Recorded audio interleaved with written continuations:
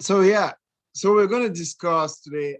We're going to be discussing about uh, some key points, key factors to consider when trying to engage as many students as possible into STEAM. And I mean there are a lot of points, but I chose three principal points that I consider vital with regards to this topic. And of course, before we settle down on this topic, we together with my colleagues we discuss on do we say how to engage more students with, or do we say how to engage more students into STEAM? However, it all ended up, the three principal points were the most important. So we settled on into STEAM. So without any more shadow, I'll just throw in to my first slide. Some, again, what's name, come on. So briefly about me, my name is Derick Ngupe, and yeah, I've been living in Sweden now for 13 years, working for Strawbees now for 2 months as an account manager. For those who are a little bit curious, yeah, I originate from Cameroon, a country in West Africa. So yeah, and I moved to Sweden in 2008. I live in Kungälv, a small city out of on the outskirts of Gothenburg. Together with my family, I have two kids, 8 and 2.5 years old. So that is it about me. Yeah, nice structures or nice, you see the baby there. Those are some of the nice features that one can build with Strawbees. So how do you engage more students into getting nice dolls or babies like this or robots like this built? You need to have enough materials for every student. You do not want to limit the creativity or the enthusiasm of or the experience of the students. Imagine you're all thrilled trying to get your things together, build, you have your ideas, and you're set out on building and moving on. And then maybe you have to stop because one or two other students or classmates need some parts from you, or they need to move on. Or they need to move on with some parts or some of the tools that you already have to contribute to continue their own construction. And to avoid all that, we have it as as a concept in this company that we shouldn't limit it. We shouldn't limit the creativity of students or the experience of students by having limited resources. That's why we have the STEAM school kit, which has more than 4,000 parts, sufficient, very sufficient for a class of up to 30 students. You don't want to limit them, so they should be able to explore their experience and creativity as much as they can, as far as time is available, right? So that's first one. And the second part is, you want to use those tools that build creativity and learning confidence. And this is, these two, creativity and confidence, these two concepts can be, they interact simultaneously, right? The more confidence you get, the more creative you become. You want to use those tools that that can that promote self-directed learning, right? As they are constructing, they are moving on. By connecting, they move on. If they realize that what I'm connecting or the straws I'm connecting is taking the wrong turn, it's not actually the way I want my arm to look like, then they just have to readjust it. Very limited resources that can do great things. In building this confidence. So they can commit as many mistakes as possible, but the more mistakes they make, the more they learn, the more creative they get. To this point, I would like to take myself as an example. I run. That's the best ways I find of getting myself fit and enjoying enjoying moments with myself. But growing up, I had these lung issues. I had problems with my lungs, and my parents were so keen in not wanting me to do any sport activities. They were so like, no, you don't have to, you don't have to. And of course, yeah, it's true, because I always felt difficulties in breathing. But I pushed and pushed and pushed my limits, because I realized that I'm running. I like running, and I pushed my limits. But then in my running, the more I got confident, the more I realized that, oh, going downhill, I can take in more air for my lungs, so that as I'm going uphill, I can breathe normally, or as I run on the plane, I can breathe normally. Also, I got to realize that while running, after 5, 6, 10, 6, 7, 10 kilometers, I can spread my arms to release, to open up my lungs for more oxygen. So I got creative, and I found a solution for myself that worked for me. And that's what you want your students to. They should find their own solution. They should get creative as they build their confidence, right? So as Strawbees, that is our aim, is giving every child the possibility to become the creators that will solve our future problems. So that said, we'll move on to the next part, speed. Speed, when I'm talking about speed here, it's not necessarily, I'm not talking about completion speed. We're talking about iteration speed. If you've been used to using other resources in STEAM, you realize that, I mean, using some resources, there are a lot of maybe probably very small parts that you need to put together, or you have to look for them to get them to continue with the prototyping. But that you don't want that limitation, right? So with what we have in our concept is, you want this iteration speed to be as fast as possible. Say, for example, the student is building a roller coaster. How do I iterate a roller coaster for the ball, or for whatever I have rolling down the roller coaster to go faster? If it's rolling out, what do I have to iterate? Do I have to leave the edge so that so that it bounces on the edge of the roller coaster and rolls downwards? So you want this speed to be as short as possible, and that's exactly what we have. One of the principal concepts that you want to have when dealing with STEAM, and that has Strawbees taken into consideration.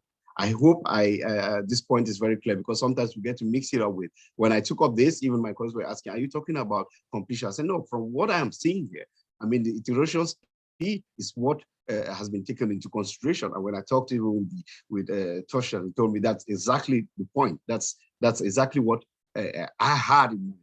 Iteration speed should be as fast as possible, because I've used other resources, he said to me. So those are the things that we want to take into consideration.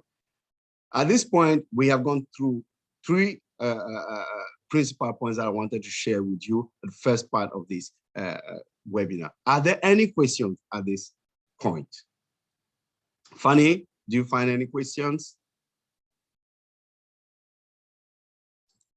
I would say that the questions for you all that are tuning in, please write them in the chat and we will mention those.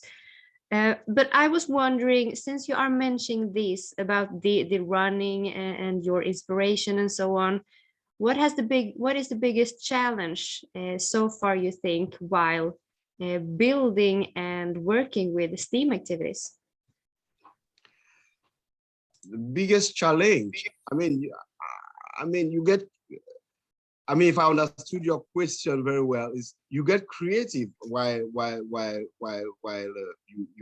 you're engaging into this team, right? Yeah. So maybe to make it more clear, like what is the most fun, challenging part that you think that is the most, that gives you the most while interacting and building, for example, with the building part, or is it like trying new things and build something and then disassemble and try again? Yeah, the more mistakes you make, the more confident you get, and the more creative you become. And of course, you find a solution, you find your way through. And I mean, yeah, you quoted the example about me running. I got to find me spreading my arms as a solution to get more oxygen as I run. And it helps actually. For those who have not tried it, try it if you run it. So yeah, that's what, yeah, if that answers your question.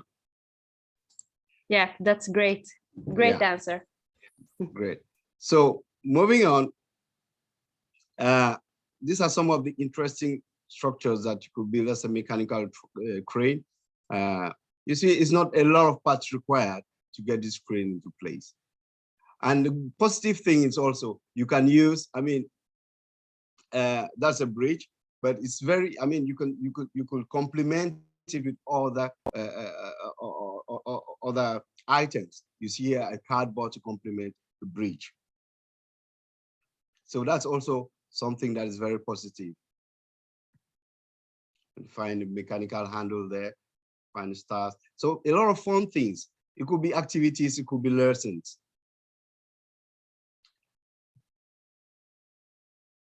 Here we find a baby robot. This actually reminds me of my little toddler when he used to go crawl around like this. So these are some of the fun things that you could build, or your students can build. And I thought this was fun, and I said, I should share it with you guys. We are carrying out an experiment with the Mars lander. Actually, the intention was to get this to land on the platform. And then here again, you can take up a discussion with the students. What could be, I mean, we calculated time. Is it that we needed to increase the time for the traveling time? Is it that the wind affected the speed of the Mars lander? Is it that maybe the level of the amount of friction, if it had been raining? I mean, it's a lot of discussions that one could take, only discussing, looking at this or dealing with experiments like this. So right now, I would like to, I mean, write on the chat box for those who recognize this poster.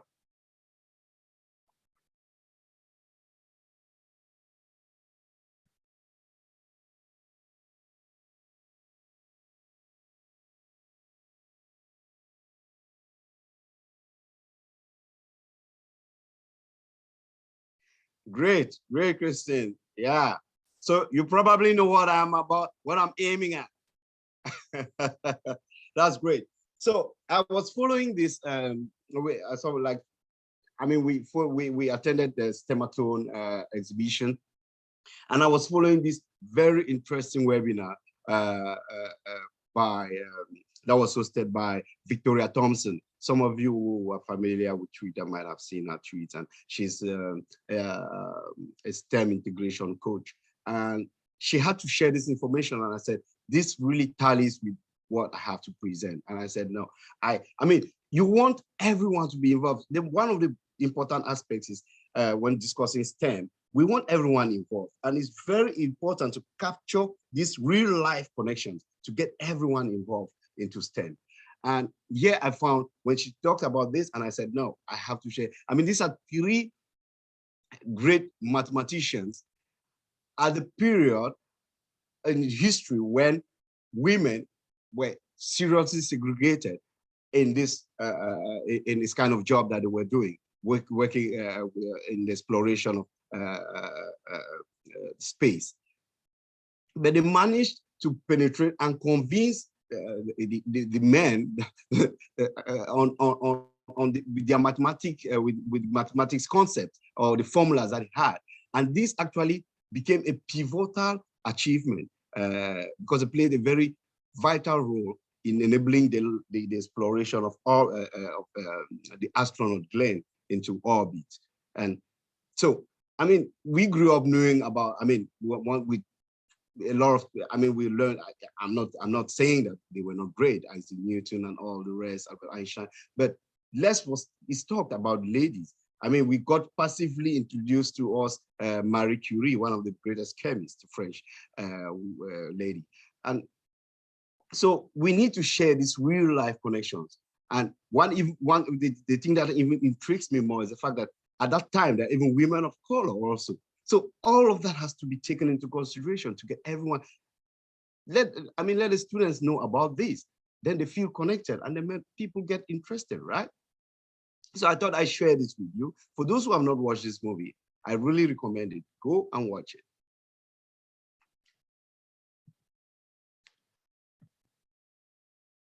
So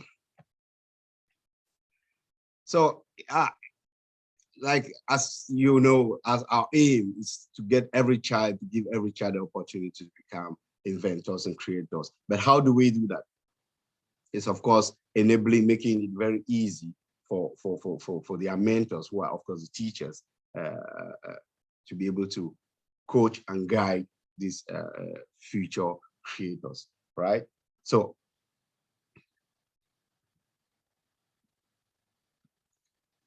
I'll be, Fanny, see my screen? Yeah, I can see Strawbees classroom. Exactly, that's what I want to show. Yeah, we have our Strawbees classroom, which is a platform that makes it very easy. Everything has been pretty much digested for the teachers so that they don't have to sit. I mean, myself, I've been a teacher. I know what it takes sometimes to sit and have all these long planning hours. But here you have it all made for you.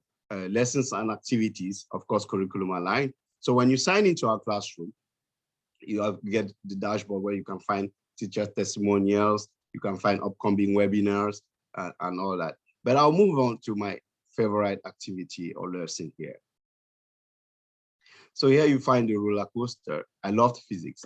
I was not very fortunate to have all this illustrated the way I see here at Strawbees. And that's what it's fascinating. I mean, that you get to see and deal with this concept live. I love that. So when you get into, say, for example, a lesson like this, you go through, I mean, the blue hearts denote is only for the teacher's view. So students don't get to see this. And you can easily assign it to students through Google Classroom or send it to the students directly by mail.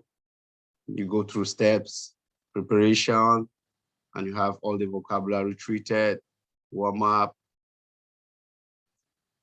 So, I mean, and questions and answers. And to build the roller coaster, everything, we have a short video, of course, without sound, because you don't want them to be you don't want them to be interrupted. You don't want students to be disturbed, because at least sometimes they get very keen and intrigued with sounds and all that. But this is actually thought through, no sound. They get to see what's happening. And everything, yeah, you see the parts that you need. So like that, step by step, everything is explained step by step. You know, what do we need next? So you realize that, I mean, it's hands-on. You want to give as much hands-on tools as possible to encourage STEAM learning and the engagement, right? So at this point, go back to my webinar. I will be showing you, I don't know if you see this. You see me? Yeah, Funny? I can see you right now. Yeah. So at this point, I because I love illustration. I don't know if you see. I'll be showing you here. I love to illustrate, and like I said, I love physics, but I didn't get an opportunity to actually deal with some of these subjects. Is it clear here, Fanny? Everyone sees? Yeah, your sound is getting lower when you're standing. Yeah, because there. I'm moving away. Oh, sorry. Yeah, but the most important thing is you. I mean, just on a roller coaster like this, anyone knows? Do you have any concepts you think I might want to discuss using this roller coaster? Any ideas you can place on the chat? I have a ball and a roller coaster. You can imagine this ball is a car, if you want. Any suggestions? I got the idea. like when you are like leave the ball, when the ball is rolling, you can make some sort of game in the end where you guess where the ball is rolling afterwards. So you kind of like guessing where it goes after. So that's one way you can use it. That's one thing. Yeah, that's one concept. But right now I'll be discussing here. I think Christine wrote on the chat. Yeah. Yeah, you can continue. So I will fix. at this point, I'll be discussing. Personally, I just want to elaborate some concepts. Say, for example, at this level, the ball is its potential energy. As it flows downwards, we can discuss the centripetal. What is responsible for the circular flow of the ball? The students get to know from potential energy to kinetic energy as it rolls downwards, and the circular flow at this point. What is responsible for the circular flow is centripetal force, and what's responsible for the flow downwards? Gravity. So here on this roller coaster, I've discussed four concepts. Four concepts. So that's what I'll show it again.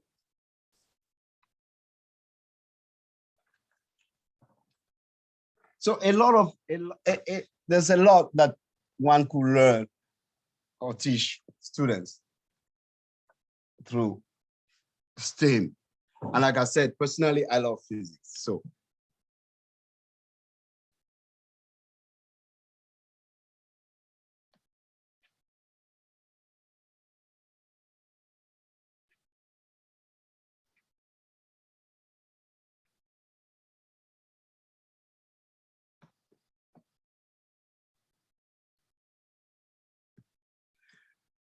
any questions? No. So this is evident.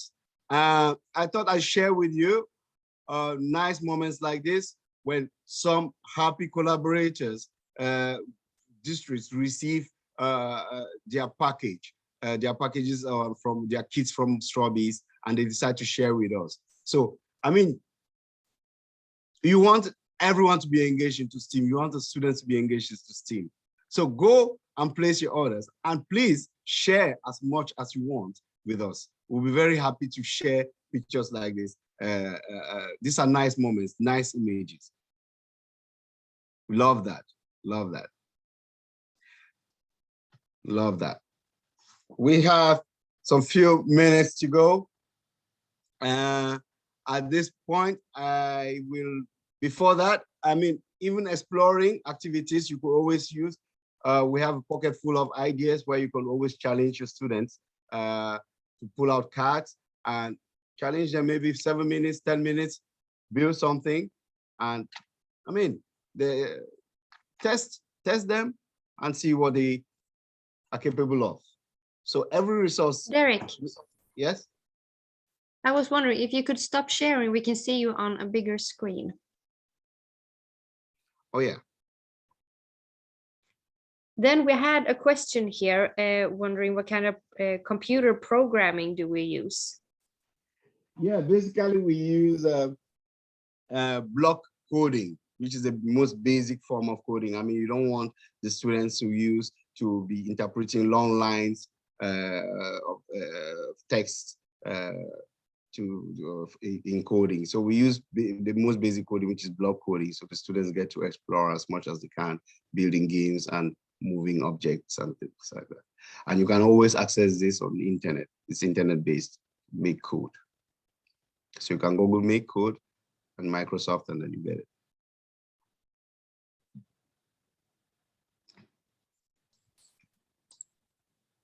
Yeah, and I just want to mention, I sent in the chat the link to Google, not Google, Strawbees Classroom.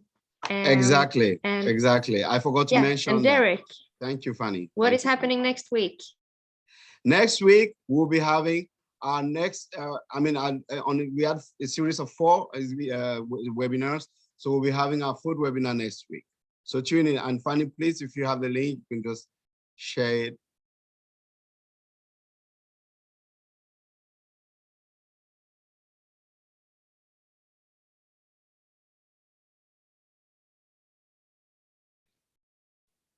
Exactly, Christine. Of course, yeah.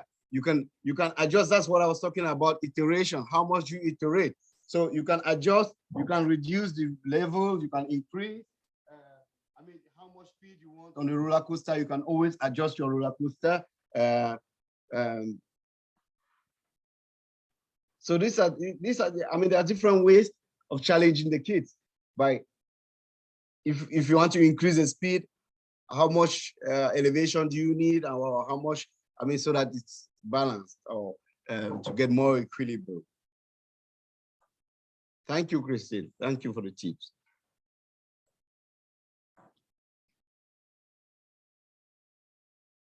Thank you, Sam. Of course, I mean, I love physics, and this is, I mean, imagine on a small object like this, you get to deal with four concepts, and even more. We could talk of acceleration. I mean, a lot of concepts on an object or an activity carried out by the students themselves. Then they get to appreciate and appreciate it even more.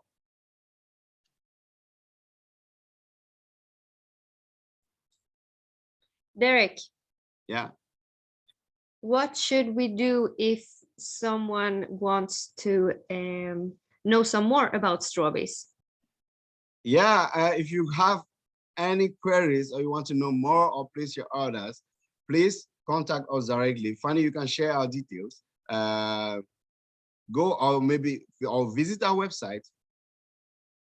We source all over. So irrespective of where you are, no worries. Yeah, of course, shipping costs, but notwithstanding, we source all over, so it's okay. So our details are there. Contact us if you need more specific guidance.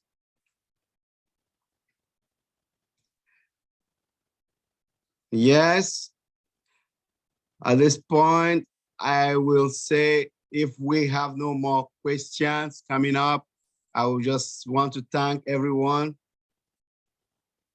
Yeah, of course. The Strawbees classroom, you can import to class, you can set up classes, you can import or export to Google Classroom or send it directly to the students. Yeah, you can sync it to Google Classroom, easy peasy. That was a question from Carla.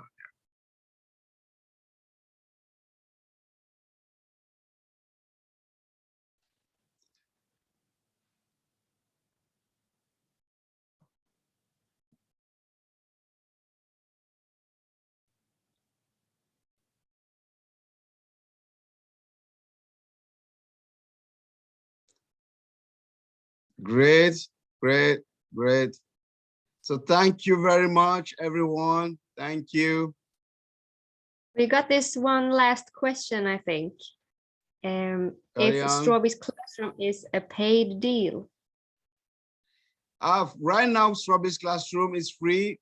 Go in, use it as much as you can until August next year. So yeah, right now it's free.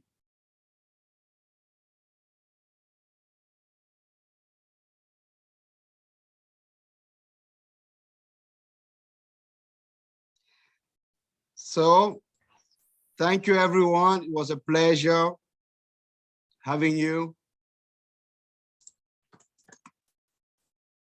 Thank you, Fanny, for the support. Thank you, thank you. Thanks but to I'm you still as here. well. I'm still here. If there are any questions, if there are anyone feeling free to chat. We actually have one question. Someone here is wondering what standards are the lesson in Strawbees Classroom aligned to? Well, they are aligned to these sustainable goals as specified by the United Nations, Common Core and NGSS. So yeah, I mean, we are here to prepare all the students with the demands of the 21st century.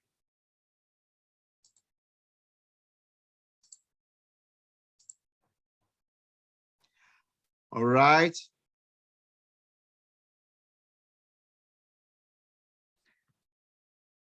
Thank you, thank you, thank you, thank you, Sam. Thank you, Christine. Thank you. Thanks, everyone. Thank you. It's been a pleasure having you. Thank you. Have a great day. Have a great night wherever you tuned in from. Have a great day, great morning. Bye-bye. Bye-bye. Bye-bye.